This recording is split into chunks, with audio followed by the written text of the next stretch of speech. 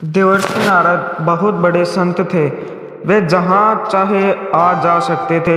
नारायण के भक्त थे, लेकिन एक बार उनके मन में यह जानने की इच्छा पैदा हुई कि आखिर संत कौन होता है।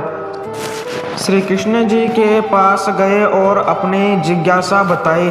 बोले, भगवान मेरी शंका का समाधान करें। श्री कृष्ण ने कहा, नारद जी आप अमुक यादव के पास जाओ।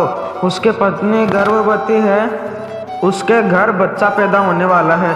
जब बच्चा पैदा हो तो तुम उस बच्चे से यह सवाल पूछना, वह सब कुछ बता देगा। नारद जी यादव के घर पहुँचे, उनसे मिले और बोले, तुम्हारे घर बच्चा पैदा होने वाला है, मैं उससे मिलना चाहता हूँ। जब तक बच्चा पैदा न हो मैं यहीं इंतजार करूँगा।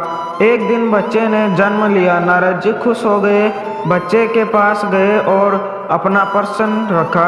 भगवद कृपा से बच्चे ने नारद जी का प्रश्न सुना और बहुत जोर से हंसने लगा। यह देख नारद जी हैरान हुए।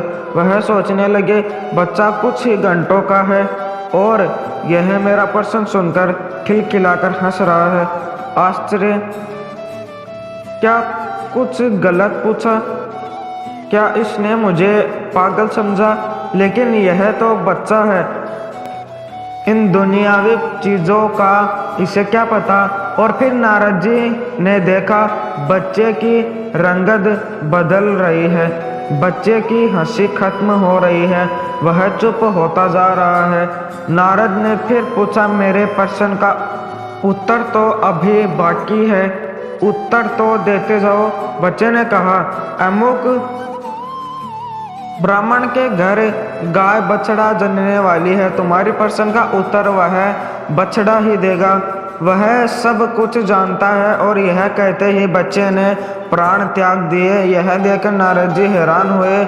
जब मेरे प्रश्न का उत्तर एक मानव नहीं दे सका तो एक बछड़ा कैसे देगा।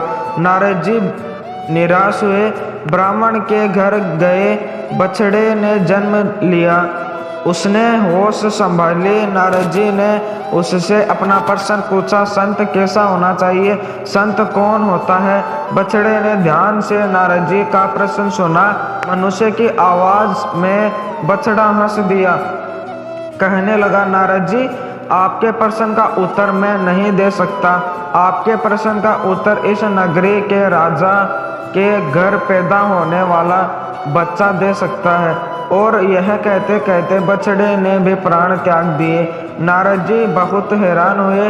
वे सोचने लगे, यादव के बेटे ने मेरे प्रश्न का उत्तर नहीं दिया, ब्राह्मण के गाय के बछड़े ने मेरे प्रश्न का उत्तर नहीं दिया, दोनों ही मेरे प्रश्न का उत्तर देने से पहले ही मर गए।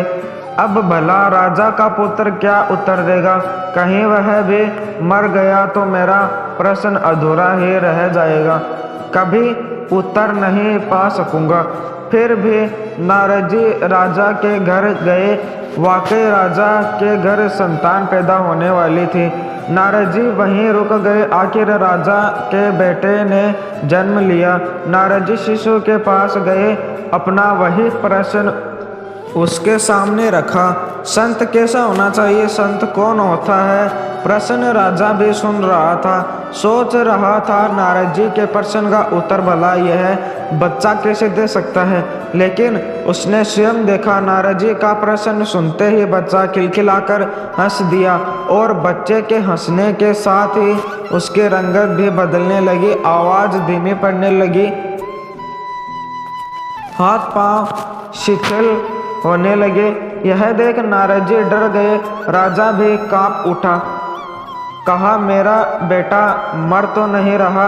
लेकिन नारद जी ने राजा के बेटे से पूछा, तुम्हारी आवाज़ धीमी क्यों हो रही है, तुम्हारी हंसी बंद हो रही है, लेकिन तुम्हें मेरे प्रश्न का उत्तर अभी देना है, मेरे प्रश्न का उत्तर दिए बिना कैसे जा सकते हो।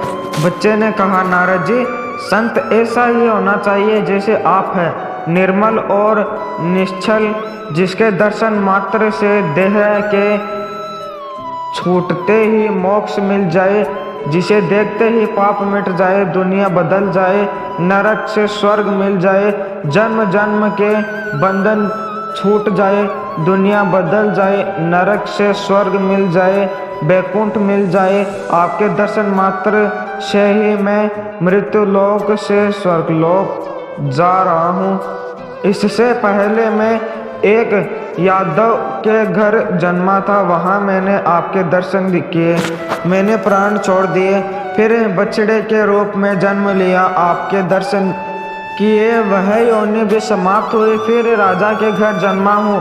अब आपके दर्शन से ही मैं इस मृत्यु लोक से विदा हो रहा हूँ, बैकुंठ जा रहा हूँ।